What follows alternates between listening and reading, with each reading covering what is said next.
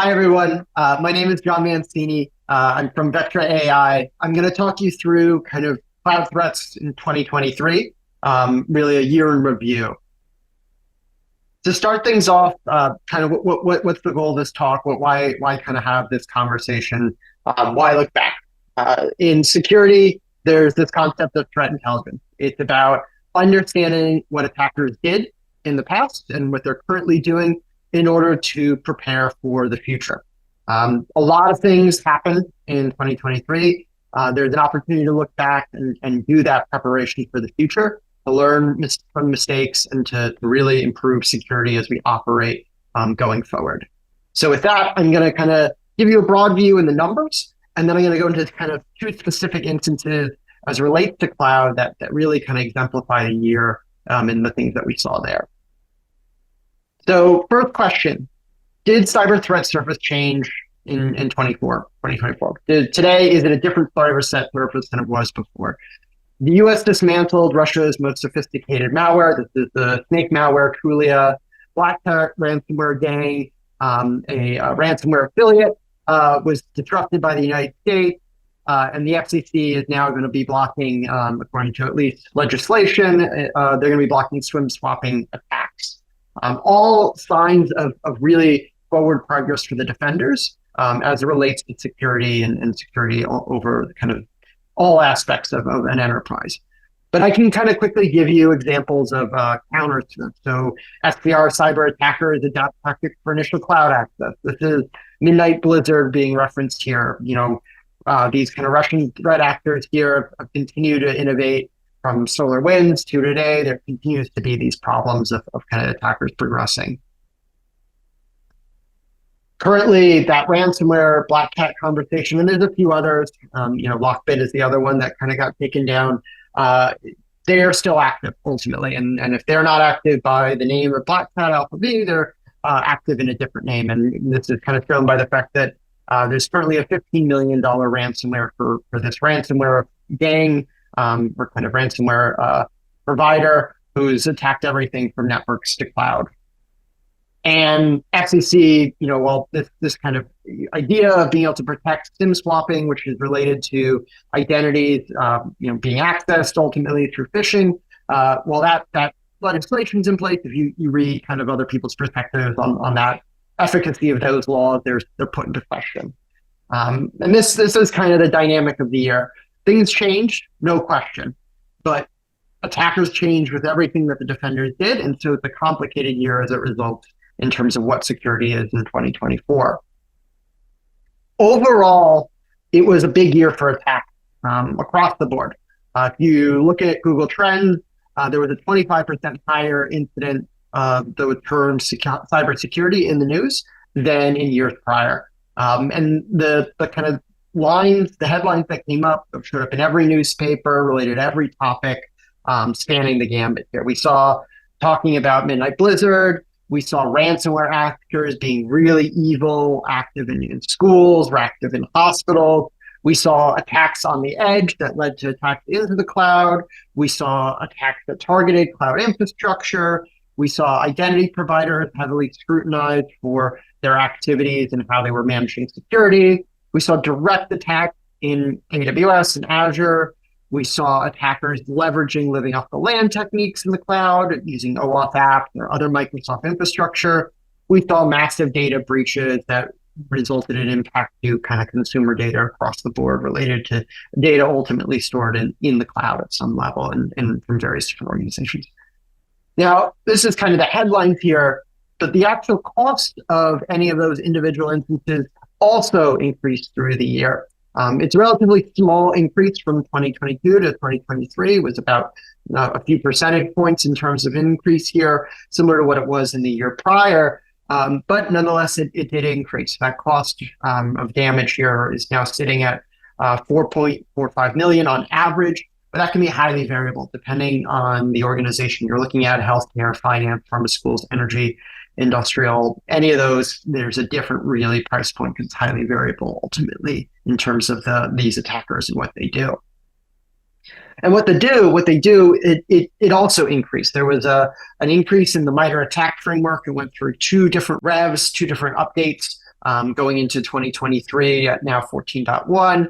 That included an update to 8 different techniques, bring the total of kind of the attacker corpus that relates to MITRE ATT&CK. That total number is now 233 techniques. So again, very small uptick in percent-wise here, but a continuous change nonetheless as it relates to what attackers, or how we talk about what attackers do. Doesn't necessarily mean representation of everything, because MITRE tends to be a little bit of a kind of lagging indicator in some techniques. But nonetheless, what we do to talk about them has grown. In a similar manner to the techniques that attackers do that we can name and specify, the techniques that defenders can use to counter attackers has also grown. And actually, in a positive sign, has grown more than the number of techniques that attackers have available to them. So we saw in this kind of framework, the MITRE Defend framework, which is all about kind of what it is to do to respond to MITRE attacks. We saw techniques and tactics in this space. We saw over 12 new techniques and entirely new tactics, but really taking the face of kind of ransomware activity, bringing this total up to 183. And kind of the meta story about this kind of framework, this other MITRE framework, is they're moving forward from a kind of a beta state of this framework into a full GA, publicly, kind of in use and final actionable framework, which is a really positive sign. Those are kind of the high level numbers, but to kind of look back and think through kind of actionable things that represent changes in the year and reflect the years ahead, I want to focus on 2 topics with the time I have. 2 topics that really impact what we look at when we talk about cloud overall. And the first one, or the 2 of them are phishing and hybrid cloud. Now, I to give a little context before I dive into either of these, why these 2 topics as we are in 2024, that as we were looking at 2023, or as we're looking at 2024, phishing continues to be one of the top methods of an attacker to get in. And it is a space that is fundamentally aligned with cloud, because you get an identity, directly leads into an identity access to Microsoft, and that is the gateway in a lot of enterprises into the cloud. So what's changed there has direct implications on the cloud. The other thing that really is worth reviewing is, what do we actually mean when we talk about cloud? Where is the cloud? What does that look like? And really, when we talk about attack there, what is an attack that looks like as it relates to the cloud? Because ultimately, to kind of jump ahead a little on that, the cloud isn't just an isolated thing. It's a part of a larger ecosystem of a network, of identity, of all these patchwork things that represent the cloud. So let's first focus on phishing and the front edge of that attack, and give kind of a view of what it was in 2023 and how it relates forward into that kind of cloud. When I was preparing for this talk, I kind of went a little too far back in the 2023 kind of focus. And I looked back at kind of, attackers in general, and the word phishing and where that came from. So phishing was kind of first termed in the AOL days. It came from kind of this freaks term, which is kind of what they referenced each other in the kind of attacker space at the time of script kiddies. And phishing as a whole, as a technique, was actually orchestrated, not too different from it is today. It was built and focused around this concept of a phishing kit. The first phishing kit was this AOL phishing kit that really, had a lot of bells and whistles that ultimately allowed an attacker to steal passwords, and when using an account that was fully anonymized based off of a random credit card. So steal passwords, be able to access to a user account, have the ability to manipulate access and steal things. This phishing kit, this original phishing kit, you can call it, had all the bells and whistles. Even had actually an area, if you look at the documentation, which was an AI agent that would auto reply to emails and instant messages. Very funny how AI has changed and what that can mean now. The other place where phishing really had an impact was in stealing currency, ultimately. And in kind of the first place that it really showed up. In 2020 or 2001, there was basically this concept of a digital currency. We're not talking crypto here, called Eagle. The company actually did start, I think, around 1996 as well. And what ended up happening is as attackers understood that this was an area where money that was transferred out of the Eagle system was only a one way. There was no way to reverse it. attackers found that by phishing those users, getting access to their accounts, they could stand to benefit. And this ended up being something in the order of thousands of dollars per day that attackers were siphoning out of this space. But to jump forward in terms of identity and in terms of phishing and what it is today, it is a means of initial access. A means of initial access to on-prem. It's a means of initial access into the cloud. It's a means of initial access onto SaaS. It is the number 2 pathway in. And I know it's number 2 and number 1 being credentials, but they're ultimately intimately tied because phishing is ultimately the fastest way to get access to a credential. Those credentials could be bought by an identity access broker, and the kind of paper trail of it being a phishing attack lost in the ether as a result of that. So while phishing is number 2 in the numbers, and we'll kind of respect that, there's probably a higher number of credentials that get stolen this way than anything else. And when we talk about phishing, it comes in a lot of forms, but ultimately the goal is one of 2 things. It's to drop a payload onto a end user system, or it is to capture an identity, ideally kind of an identity that exists within the cloud, in that Microsoft world or in that Okta world, an identity where they can use it to conduct their attack. And so the best pathway to do this ultimately, or the most common pathway that's seen, and there's a few others we'll talk about, is through email ultimately. And what that looks like in today is there's a few different things that can trigger that and build that out from an attacker perspective, and also from a defender's perspective. There's plenty of phishing kits today that can represent this, and they're open source. It's an example here. There's kind of the levels that you have. Those phishing kits like GoFish, Fisher, they have all kinds of different functionality that lets a end user mimic a phishing attack, or in reality actually execute one. These phishing kits have the passwords. They have templates for kind of the landing page for the email. They allow you to track campaigns. These phishing kits are kind of designed to capture passwords, which is, kind of only one part of the ultimate problem of kind of accessing an account or dropping a payload there, or really from an active account perspective. Because if you capture the password and you have MFA, you can't re-sign in. And so when it comes to stealing credentials and accessing credentials, there's actually more that's necessary than just the password to bypass an MFA. And that's kind of where we've entered to today in terms of what modern phishing is when it's targeting, especially those identities that access the cloud. We've evolved to a world of phishing as a service. So I'm referencing here kind of one phishing kit that kind of has various different associations, but I'll go into kind of all the different players that kind of have been named in 2023 in a minute. But ultimately, with these phishing kits, they design ways and built in ways to successfully bypass MFA.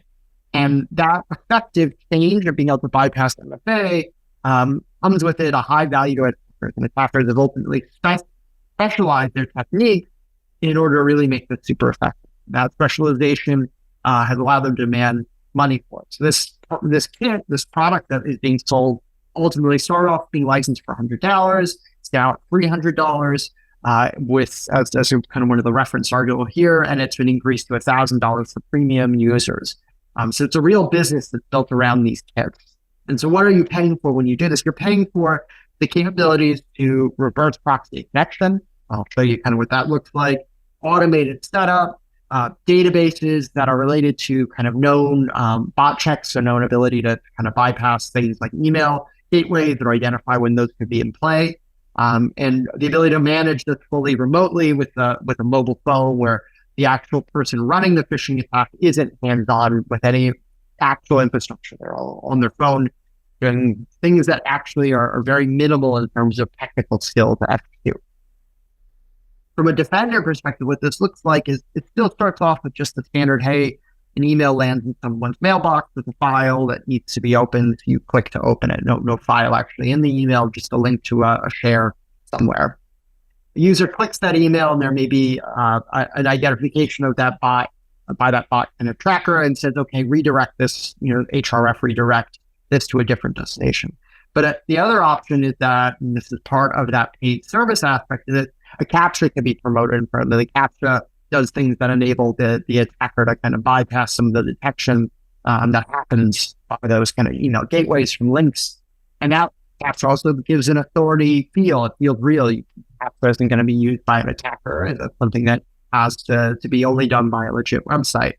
But if you sign into that, you'll be brought to a prompt page that says sign in, just like any kind of real sign-in workflow from Microsoft to AWS to Google, all these things. There's a template that can be presented there.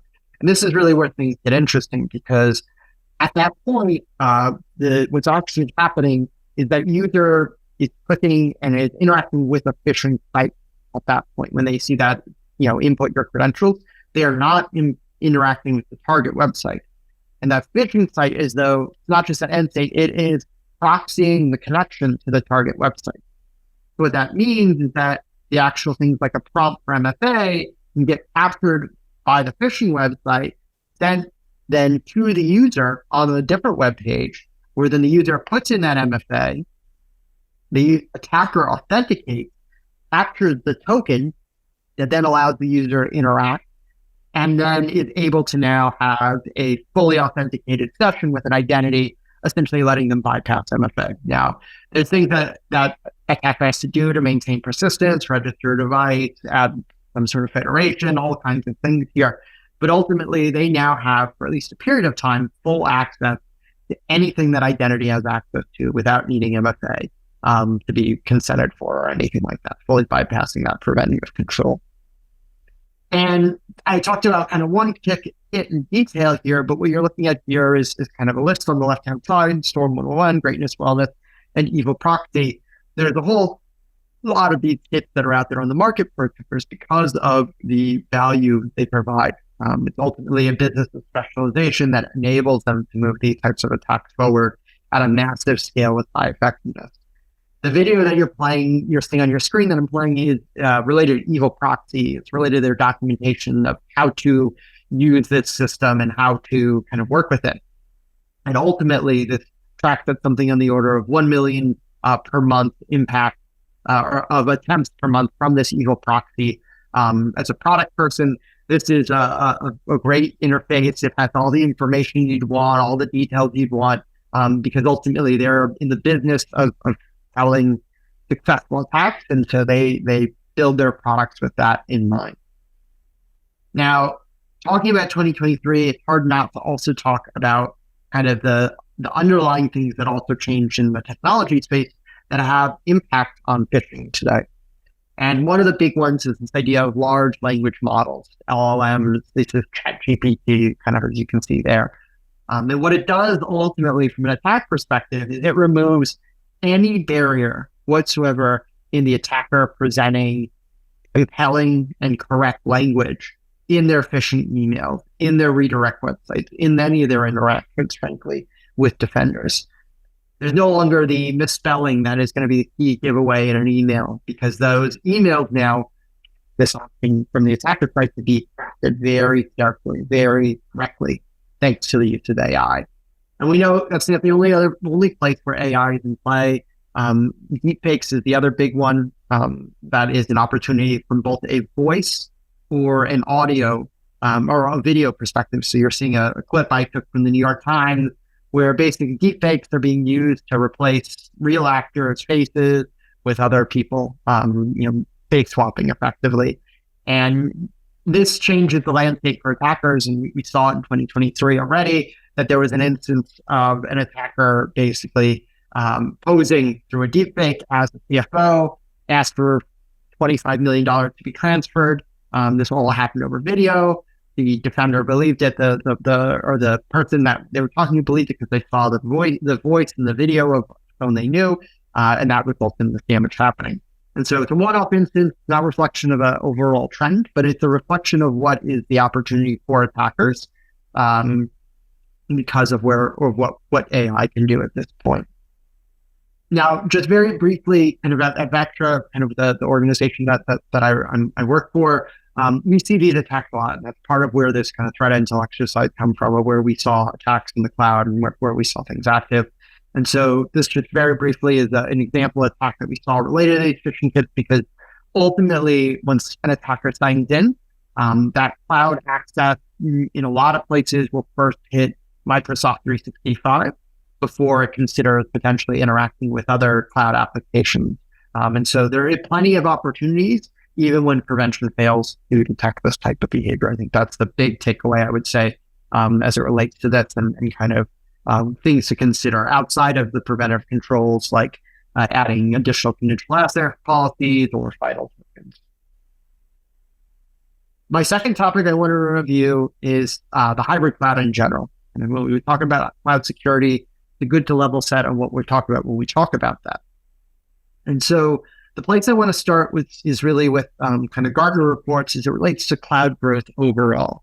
The platform as a service, the business of basically, Lambdas and S3 buckets and kind of all these unique cloud native functionalities is growing. And so is the kind of lift and shift EC2 workload functionalities that also come into play here. So things like IaaS infrastructure here. And in these areas, they're seeing between 30% growth basically in 2023, and that continues to grow into 2024. And this is a sign the cloud is ultimately growing. But the other kind of numbers that are useful to look at in this context are that today, only 30% of enterprise applications are in the cloud. However, going forward in 2027, it's going to be about 50%. That means ultimately that most enterprises, in fact, you can look at this and some will make a full migration, but another way to look at this is most enterprises will still have some version of a network that is being considered, or a large majority of them will. So when we talk about cloud security, it is ultimately not in a vacuum of the network, of the traditional network. It is a hybrid world that we're going to be living into, especially at the global level, for a very long time. And that has implications as we think about attackers and defending going forward. And when I say attackers too, it's worth saying what they've done in the cloud. So the Wiz has been documenting threat actor activity in the cloud. They launched a tool that monitors and tracks this. What these give you the opportunity to do is look and see kind of how much have attacks been reported on a yearly basis as it relates to cloud. And so if you look at the jump from 2022 to 2023, represents a 200% increase in cloud-related incidents. If you look at the jump from 2023 to 2024, projecting out in the time period that's gone by already, that also represents a 200% increase in this space. So it's clear that attacks in this are growing, that the cloud landscape is growing. But what does it mean to do a cloud attack? Within the right now, a cloud attack is not, in most cases, an isolated incident, not the ones that really have the major impact. Because right now, it is a very complex thing. So there's a representative hybrid cloud deployment, where it is not just one cloud open, it's not just cloud. It is the collection of these things: data center, identity, SaaS, PaaS in one cloud provider, cloud in another cloud provider. From an attacker perspective, they have the option of starting an attack in any of these different locations. It doesn't mean in order to get to the cloud, they have to go straight to the cloud. And when they land in any of these locations, there's plenty of different opportunities for them to move back and forth, left and right, shift amongst cloud, SaaS, traditional data center, IaaS, all these things are options for the attacker to progress. And they'll use whatever means necessary to progress along these paths to reach their end goal. And to give you an example of this, I'm going to talk through kind of one threat actor, Spider. They were in the news a lot, affiliate of Black Hat Alpha V, walk through a cloud attack from their perspective. They are notorious for using SIM swapping and SMS phishing. This provides the attacker kind of the access to an identity, and in this case, they use this technique to access an admin account, essentially. That admin account had access to all of the cloud, ultimately had access to Azure, and to enable the attacker then to perform reconnaissance of Azure in general, of the workloads there, leveraging a collection of different native technologies to uncover what assets were there, what assets were running on different pieces of infrastructure, because there was an IaaS deployment involved in this situation. to discover basically kind of where they wanted to move in the environment to gather value. And when it came then to moving to gather that value, while they were operating in the platform as a service aspect here and during the initial recon with that identity credential, they used that to interact with the Azure Serial Console. Now, the Serial Console is a means with which anyone can interact with a VM in the Microsoft language. And what it does, it's for VM management. It allows you to spin up a terminal on any given VM infrastructure, basically. I think it was a remote management tool. And so what you can do is you create a command line prompt on that actual endpoint on that VM. And that type of interaction leads to an attacker that can do something like run a reverse SSH, which is what the attacker did in this case, which then transitions this attack from being focused on the infrastructure as a service, moves it from that platform as a service to the infrastructure as a service attack, where then traditional network threat actor techniques related to RDP and privilege escalation could follow out as the attacker moves for data theft and impact. To bring this back to kind of my original cartoon I had here, this looks something like this. The attacker accesses an identity. The identity is then used in the Azure as a platform, and that platform is then used to access the IaaS, and then the IaaS is then accessed by the attacker. So this is kind of one example of an attack. And the kind of time I have left, I'll go through one more instance here. This relates to Mango Sandstorm. It goes by a few different names. But in this attack, they went through, directly exploited an internet-facing asset in the data center. They used data center tactics to deploy C2s, to uncover the environment. They executed techniques related to policy tampering of GPO that allowed them to avoid detection by kind of endpoint tools and stage a ransomware attack on the network. Now, that's a traditional kind of attack vector here. But what they also were able to do through their network access was gain access to a powerful Azure AD identity that's associated with the AD Connect server. What this has effectively is the ability for the attacker to harvest a credential using a tool called AD internals to gather a very high powerful identity that then the attacker could use to move into the cloud specifically. The attacker in this case used both this kind of resurrected from the Azure AD Connect server. This is called like an MSOL account with a long password associated with it. They've been able to recover that password as a part of this tool execution, as well as an admin account that they found along the way. This then allowed them to pivot into that platform as a service and into SaaS applications like Exchange. And in order to move their attack further, they were able to add OAuth applications for persistence in Azure AD, as well as to add persistence through Exchange by manipulating things there. This finally then led to them interacting with Azure at the control plane level, which ultimately translates into the attacker being able to delete VMs, manipulate virtual networks, perform what is part of a destructive ransomware attack that leads to the data theft and impacts in terms of damage there. Playing that out as a kind of attack, again, through this graphical view, the attack starts with the network, moves through to identity, interacts with the SaaS. From the identity side, moves into the path, and the path is moved and used to interact with that IaaS piece of the infrastructure. A complicated narrative here, but one that ultimately touches a lot of different aspects of the environment. Again, we bring these up because of kind of where the literature is in terms of kind of threat intelligence, but Vectra is also kind of identifying and seeing instances of this multi-stage, multi-kind of domain attacks. And we're building kind of threat detection coverage in spite of what these attackers do and working to simplify the complexities that they present here. In terms of these topics, kind of some key takeaways that I want to highlight. Ultimately, attackers in 2023 were organized and operating at highly sophisticated levels. They have access to really effective tools and technology that allow them to move attackers forward. However, I'm very hopeful for 2024. We saw a lot of positive things happen in the year, things like public-private intervention offering in success with takedowns of ransomware groups. We saw Defender tools working at their best ever. we're in an area right now where I'm confident that the people working on this problem are some of the best people we've ever had. So I look forward to 2024 and us defenders really keeping kind of our enterprise and our world a safer place. Thank you all. Appreciate your time.